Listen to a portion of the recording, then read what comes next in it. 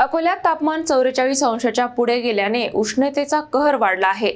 या पार्श्वभूमीवर जिल्हा प्रशासनाने मार्गदर्शक तत्वे जारी करत सर्व विभागांना सज्ज राहण्याचे आदेश दिले आहेत। अकोला जिल्ह्यात वाढत्या तापमानामुळे उष्णतेची तीव्रता वाढली असून जिल्हा प्रशासनाने यावरती तातडीची उपाययोजना सुरू केली आहे। जिल्हाधिकारी वर्षा मीना यांनी सर्व विभागांची बैठक घेऊन उष्माघाताच्या पार्श्वभूमीवर सज्ज राहण्याचे निर्देश दिले आहेत। जिल्ह्यातील सर्व शासकीय ग्रामीण रुग्णालय आणि प्राथमिक आरोग्य केंद्रांमध्ये उष्माघात कक्ष सुरू करण्यात आले असून 137 खाटा राखीव ठेवण्यात आल्या आहेत। तसेच ORS आणि आवश्यक औषध साठा उपलब्ध ठेवण्याच्या सूचना देण्यात आल्या आहेत। नागरिकांमध्ये जनजागृतीसाठी ग्रामीण भागात दौंडी देण्याचेही आदेश देण्यात आले आहेत। प्रशासनाने नागरिकांना दुपारी 12 ते 4 दरम्यान घराबाहेर न पडण्याचा, भरपूर पाणी पिण्याचा आणि उष्णतेपासून बचाव करण्याचा सल्ला दिला आहे।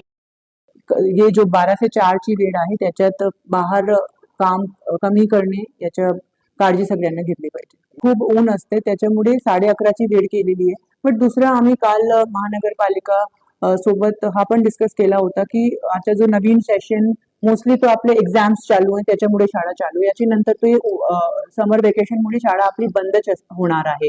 जिल्हा परिषद मध्ये पण एक्झाम एकदा झाले त्याची नंतर बंद होणार आहे। तो एक हार्डली 1 आठवड्याचा विषय आहे, त्याची नंतर समर वेकेशन सुरू।